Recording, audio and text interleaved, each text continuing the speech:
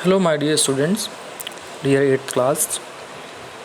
Uh, Now we move ahead to our next conventional resources, that is natural gas. Okay, let's start from this. And we already discussed about CNG, then after to LPG, compressed natural gas and liquid petroleum gas. So this is the full form.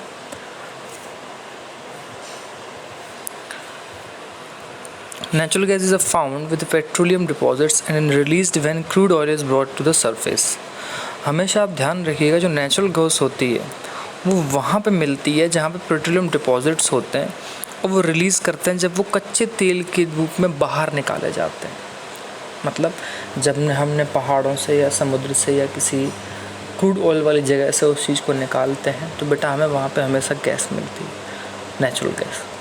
क्योंकि ये आपने कल ही पढ़ा था कि बहुत सारे लाखों साल की हीट और प्रेशर के बाद वहाँ बहुत सारी चीज़ें दबी हुई होती हैं, लाखों सालों के बाद ये सारी चीज़ें बनती हैं। 8 can be used as domestic and industrial fuel. Natural gas को बेटा आप अपने घरेलू काम में भी यूज़ लाते हैं, इंडस्ट्रियल फ्यूल की तरह भी यूज़ में लाते हैं। Russia, Norway, UK and the Netherlands are the major producers of natural gas. अब सबसे अच्छी बात ये है कि आप देखेंगे कि इसमें ज़्यादातर कंट्री वेस्ट के हैं। इंडिया का इधर के कंट्रीज़ का नेम बहुत कम आया है क्योंकि यहाँ पे वो डिपॉजिट्स ज़्यादा है। इंडिया में है, ऐसा नहीं कि है नहीं, बट एक बहुत लार्ज अमाउंट की जब बात हो रही है तो सबसे ज़्यादा इस जगह पे है। इंडिया की बात करें तो बेटा जैसलमेर, कृष्णा गोदावरी रिवर का डेल्टा है वो त्रिपुरा है, और सम एरिया ऑफ शोर के हैं मुंबई के। ऑफ शोर मतलब समुद्र के किनारे की साइड, वहाँ पे हैव नेचुरल गैस रिसोर्सेज। इन सारी जगहों पे इंडिया में नेचुरल रिसोर्सेज गैस की बात होती है। Very few countries in the world have sufficient natural gas reserve of their own. जिस मैंने अभी बोला था कि जो वेस्ट के कंट्रीज़ हैं, यूरोप के कंट्री हैं, अमेरिका की बात हो रही है, हालांकि इसमें अमेरिका नहीं है, यूके है, सॉरी, ये सब यूरोपियन कंट्रीज़ हैं। अब आप वैसे बात करेंगे दुनिया में बहुत जगह अपने खुद के रिज़र्व गैस के कम हैं किसी भी कंट्री के पास, तो ये कम है। The sharp increase in our consumption of fossil fuels has led to their depletion in an alarming rate. अब इसमें जो बात कह रहा है स्टूडेंट्स वो बहुत समझने वाली है कि शार्प इंक्रीज़ का मतलब होता है कि बहुत तेज़ी से जो इंक्रीज़ हुआ है, बढ़ोतरी हुई है कंजम्पशन में, मतलब यूज़ करना। कंजम्पशन का मतलब क्या होता है बेटा, यूज़ जो हुआ है फॉसिल फ्यूल्स का, यानी CNG हो, नेचुरल गैस हो, ऑयल हो, कोल हो, इन सब की बात हो रही है।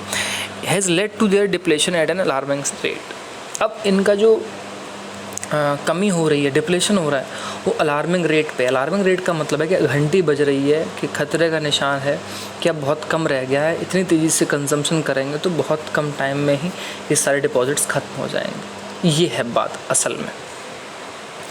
The toxic pollutant released from burning these fuels are also a cause for concern. अब बात ये, जो टॉक्सिक पोल्यूटेंट होते हैं, मतलब टॉक्सिक पोल्यूटेंट वो होते हैं जो हानिकारक कण होते हैं धुएं से निकलने वाले, चाहे पेट्रोलियम प्रोडक्ट से निकले, और petrol gas petrol, diesel, kerosene oil से, या फिर ये आपके जो अदर कोल है इनसे। इनके जो टॉक्सिक पोल्यूटेंट है वो हमारे लिए हार्मफुल भी हैं। एक ये भी बहुत चिंता बढ़ रही है, उससे बीमारियां बहुत हैं। Unchecked burning of fossil fuel is like an unchecked dripping trap which will eventually run dry. अब अनचेक्ड का मतलब ये होता है कि बिना देखे समझे जो हम फ्यूल को जलाते जा रहे हैं, यूज़ करते जा रहे हैं, ये कुछ इस तरह से है जैसे अनचेक्ड ड्रिपिंग टैप होता है। मतलब हमने कभी ध्यान ही नहीं दिया है, और एक टैप है पानी का, हमने ध्यान नहीं दिया, अनचेक्ड है, और उससे लगातार पानी गिर रहा है, और वो क्या होता है, धीरे धीरे वो टैप सूख जाता है, टंकी खाली हो जाती है। ये ठीक उसी तरह से चीज़ें हैं, हमारे रिसोर्सेज के बारे में बात की जा रही है कि वो धीरे धीरे ऐसे ही ख़त्म हो रहे हैं। आप देखते हैं कि लोग रेड लाइट ट्रैफिक पे होते हैं तो गाड़ी बंद नहीं करते हैं, लगातार चलती हैं, तो पॉल्यूशन भी बढ़ रहा होता है, डीजल पेट्रोल भी बर्न हो रहा होता है। घर में भी गैसेस पे हम प्रॉपर वे में यूज़ नहीं करते हैं, कई बार फालतू चला के उसको छोड़ देते हैं। एटलीस्ट हमें ही एक दिन दिक्कत झेलनी है। और ये जो महंगाई की बात हो रही है ये भी इसी वजह से। एक रीज़न ये कंजम्पशन बहुत हो रहा है, डिपेंडेंसी हमारी बहुत ज़्यादा। और दूसरा रीज़न ये है स्टूडेंट्स कि बाहरी दुनिया में जो कंट्रीज़ इसको प्रोड्यूस करते हैं अभी भी आपने देखा कि हर जगह नहीं है। तो कोई चीज़ 2 रीज़न से महंगी होने लगी, 1-2 रीज़न और होते हैं, गवर्नमेंट भी उस पर टैक्स बहुत ज़्यादा ले रही होती है। तो ये सारी चीज़ें आप धीरे धीरे समझेंगे। This has led to the tapping of various non-conventional resources of energy that are cleaner alternative to fossil fuels। अब इन सब चीज़ों से क्या होगा, जब ये सब चीज़ें हट जाएंगी तो हम इन चीज़ों से लेके एक दिन ऐसे आगे बढ़ेंगे जो नॉन कन्वेंशनल रिसोर्स एनर्जी के हैं, जो कि बहुत साफ़ सुथरे हैं, जिनसे कोई पोल्यूशन नहीं होता है, और वो अल्टरनेटिव हैं फॉसिल फ्यूल्स के। अल्टरनेट का मतलब कि हम उनके प्लेस पे किसी दूसरी चीज़ को जब यूज़ कर सकें, तो अल्टरनेट फ्यूल्स के हमें मिल चुके हैं। हमें दूसरी सारी चीज़ें नॉन कन्वेंशनल मिल चुकी हैं, like wind energy, solar energy, hydel energy, tidal energy, many more. उन चीज़ों की बात हो रही है, लेकिन उन चीज़ों का यूज़ कितने बड़े पैमाने पे इंडिया में या अदर कंट्रीज़ में हो रहा है, ये सोचने और देखने समझने वाली बात है। तो नेक्स्ट मतलब टॉपिक पे हम पढ़ते हैं इन चीज़ों के बारे में। कहते हैं Norway was the first country in the world to develop hydro electricity. Norway दुनिया के सबसे अमीर देशों में से एक है, सबसे साफ़ सुथरे देशों में से एक है, सबसे ऑनेस्ट कंट्रीज़ में से एक है, सबसे ज़्यादा मतलब स्वस्थ लोगों में से एक है। मतलब जितनी तारीफ़ की जाए उतनी कम है। और नॉर्वे दुनिया का वो कंट्री है जहाँ पे सबसे पहले हाइड्रो इलेक्ट्रिसिटी बेटा डेवलप हुई थी। आप ध्यान रखिएगा, हाइड्रो इलेक्ट्रिसिटी का मतलब जो बांध पे डैम बना के वहाँ से बिजली जो बनाई जाती है पानी की हेल्प से, उसको हाइड्रो इलेक्ट्रिसिटी बोलते हैं। नॉर्वे पहला कंट्री था वो। हाइडल पावर की बात करते हैं, ये नॉन कन्वेंशनल रिसोर्सेज की बात हो रही है, उस तरह से हम इसको पढ़ना शुरू कर रहे हैं। ठीक है, आगे देखते हैं। रेन वाटर और river water stored in dams is made to fall from heights. अब एक चीज़ आप ध्यान देंगे, अभी डायग्राम भी आएगा, मैंने पहले भी इसके डायग्राम आपको असाइनमेंट में दिए, इसीलिए दिए थे उस टाइम। जब आप इस चीज़ से फैमिलियर हो जाएंगे तो जब आगे हम पढ़ेंगे तो वो चीज़ें आपको प्रॉपर वे में समझ में आएंगी। तो हम क्या करते हैं, रेन वाटर के रिवर वाटर को जब हम स्टोर कर लेते हैं डैम की तरह, फिर इसको एक बहुत बड़ी हाइट से हम गिरने देते हैं। वाटर को स्टोर किया, फिर यहाँ से नीचे गिरने दो। यहाँ बहुत बड़े बड़े टरबाइंस लगे होते हैं, जनरेटर्स होते हैं, जिनके ऊपर ये पानी जब गिरता है तो वो घूमते हैं और उनसे बेटा इलेक्ट्रिसिटी घूम के फिर हमारे घरों तक जाती है। बड़े बड़े पावर हाउस वहाँ बना रखे होते हैं। ठीक है। The falling water flows through pipes inside the dam over turbine blades. लिखा है ना, जैसे मैं आपको बता रहा था भाई, बड़े बड़े फॉल के जरिए पाइप से नीचे गिरता है। और टरबाइन के जो ब्लेड होते हैं, मतलब कुछ ऐसे समझ लीजिए आप, टरबाइन के ब्लेड्स कुछ इस तरीके से होते हैं। ये जो बड़ी बड़ी पंखुड़ियाँ होती हैं स्टूडेंट्स, इनके ऊपर पानी गिरता है ऐसे करके, इनके ऊपर गिरता है तो ये ऐसे घूमती हैं गोल गोल, और ये बहुत बड़े बड़े मोटर्स के टरबाइन होते हैं। ठीक है। Placed at the bottom of the dam, dam के सबसे नीचे वाले हिस्से पर, जहाँ पानी मतलब जितनी ऊंचाई से पानी नीचे गिरेगा तेज़ी से, उतनी तेज़ ही वो जनरेटर चलेंगे, टरबाइन घूमेगा। The moving blade turn the generator to produce electricity. और उसके बाद वो जो टरबाइंस हैं जिसमें वो ब्लेड लगे हुए हैं, वो तेज़ी से घूमते हैं, उससे जनरेटर चलता है। लाइक दैट जो आपके घरों में जनरेटर होता है, उसको हम पहले एक क्या कहते हैं, वो हैंडल होता है, उसको लगाते हैं, घुमाते हैं, जब वो घूमने लगता है डायनेमो की हेल्प से, फिर वो इलेक्ट्रिसिटी जनरेट करता है। अब सोच लीजिए कि वो इतना बड़ा जनरेटर एक बहुत बड़ी बिल्डिंग को जब बिजली दे सकता है, तो डैम पे बने बड़े जनरेटर और टरबाइन कितने बड़े होते होंगे, आप अंदाज़ा लगाइए। बहुत बड़े बड़े महानगरों को, शहरों को, स्टेट्स को बिजली चाहती है बेटा। This is called hydro electricity, और इस चीज़ को फिर नेम दिया है बेटा हाइड्रो इलेक्ट्रिसिटी। ठीक है, यहाँ से ही हाइड्रो इलेक्ट्रिसिटी का आपका कंसेप्ट आता है, यहाँ से वो पूरा आंसर आपका बनता है। तो हाइड्रो पावर पे जो क्वेश्चन आएगा कि हाइड्रो इलेक्ट्रिसिटी क्या होता है, तब आपको आंसर में ये सारे पॉइंट्स लिखने हैं। The water discharge after the generation of electricity used for irrigation. अब जो पानी जनरेशन मतलब बिजली के बनने के बाद वो पानी फिर नीचे पहुंच जाता है ना बेटा, तो उसको फिर वहाँ से पानी, क्योंकि वो बहुत बड़े पैमाने पानी इकट्ठा हो जाता है, तो उस चीज़ को इरीगेशन के लिए फिर यूज़ किया जाता है। बड़ी बड़ी नहरें निकाली गई होती हैं, बड़े बड़े नहरों के जो नेटवर्क होता है उसके ज़रिए इरिगेशन होता है। पंजाब में, हरियाणा में, उत्तर प्रदेश में बड़े बड़े पूरे जो इरिगेशन लैंड है वहाँ पे, उससे हमारी फसलों को पानी मिलता है, अनाज पैदा होता है। पीने के लिए भी पानी जाता है, लाइक दैट राजस्थान में इंदिरा गांधी नहर है। 1/4 of the world electricity is produced by hydel power. दुनिया में अगर बेटा 100% की बात की जाए तो 25%, 1/4 सिर्फ और सिर्फ हाइड्रो इलेक्ट्रिसिटी से बनती है डैम के जरिए। The leading producers of hydel power in the world are Paraguay, Norway, Brazil and China. अगर दुनिया में सबसे टॉप कंट्री की बात की जाए जो जनरेट करते हैं इलेक्ट्रिसिटी हाइड्रो इलेक्ट्रिसिटी के जरिए, तो वो सबसे ज़्यादा कौन कौन से हैं बेटा? पराग्वे है, ये बेटा साउथ अमेरिका में कंट्री है। उरुग्वे और पराग्वे 2 कंट्री हैं। तो पराग्वे, नॉर्वे यूरोप में है, ब्राज़ील भी पराग्वे और ब्राज़ील पास हैं, एंड चाइना इंडिया के नज़दीक। ये वो कंट्री हैं बेटा दुनिया में जो सबसे ज़्यादा डैम्स के ज़रिए हेल्प से बिजली बनाते हैं।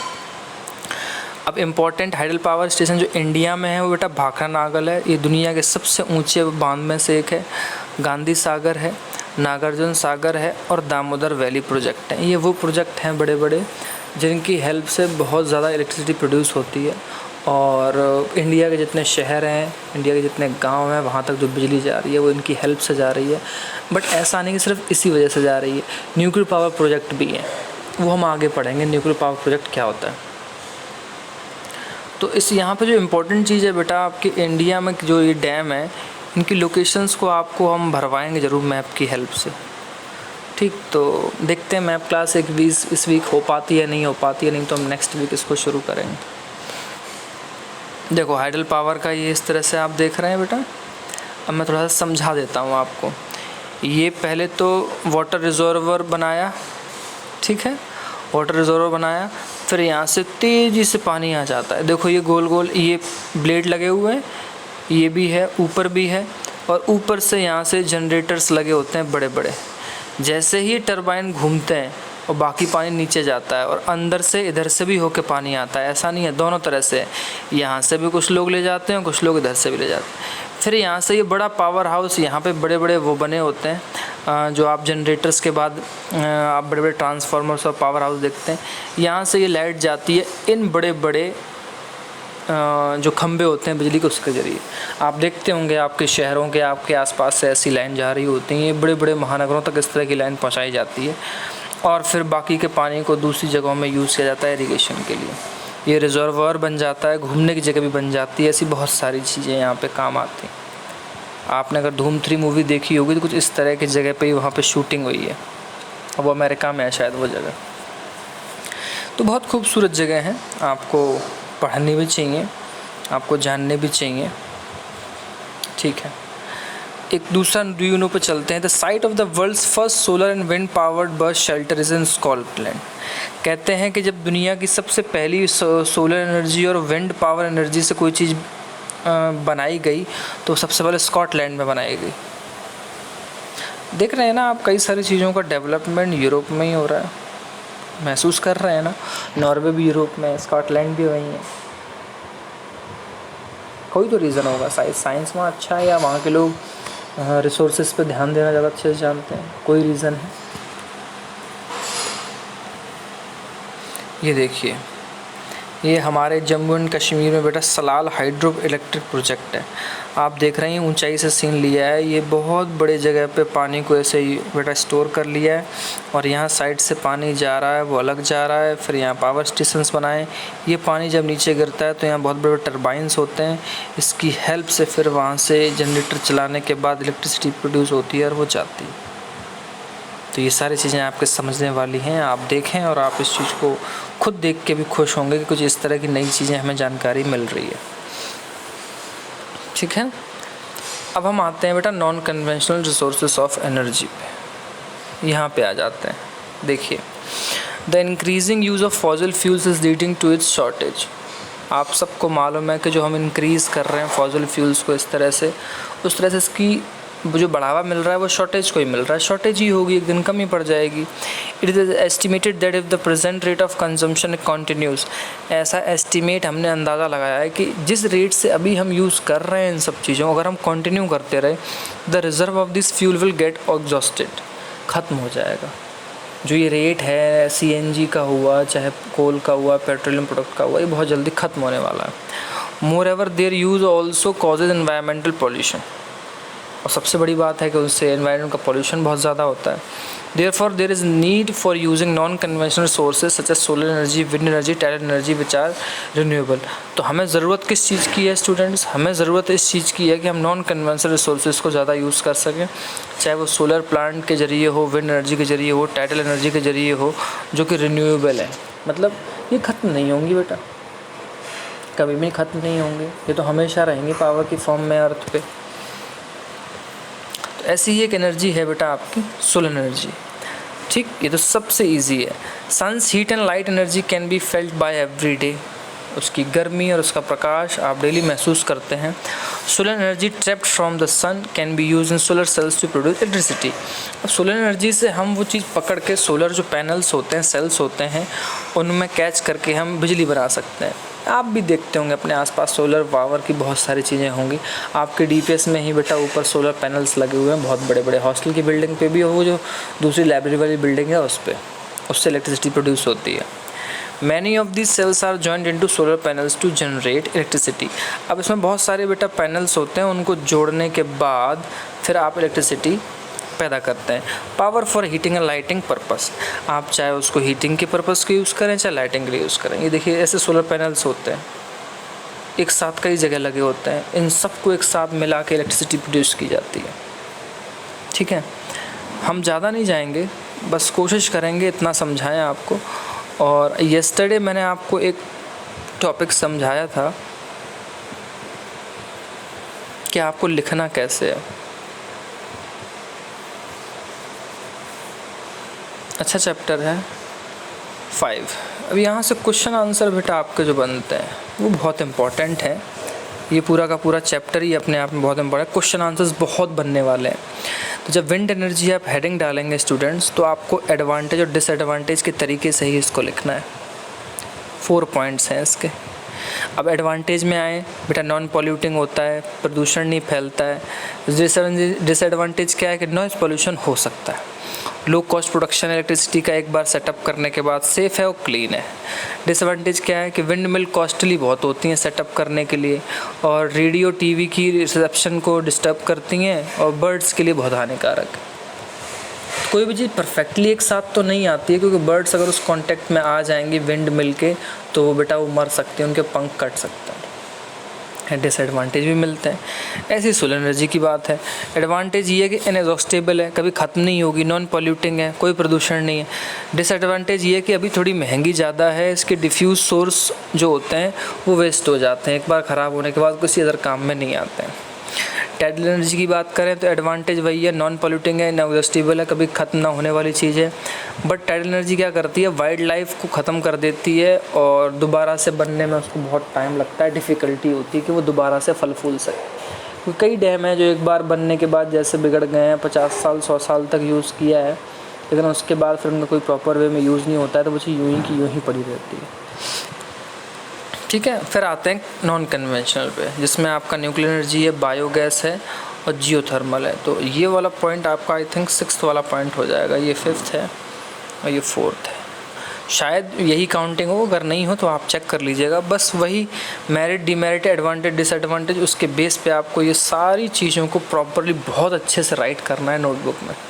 इसलिए थोड़ा पढ़ाया है, बट ये चार्ट बहुत इंपॉर्टेंट है, आपको इसकी बेसिक नॉलेज होना बहुत ज़रूरी है। जो आपको पढ़ाया गया है उसको प्रॉपरली लिखना बहुत ज़रूरी है। स्टूडेंट्स, इसको आज यहीं फिनिश करते हैं, थोड़ा थोड़ा ही करके आगे बढ़ेंगे, लेकिन बहुत अच्छा करके आगे बढ़ना है। तो कल नेक्स्ट टॉपिक को आगे बढ़ाएंगे। Thank you class.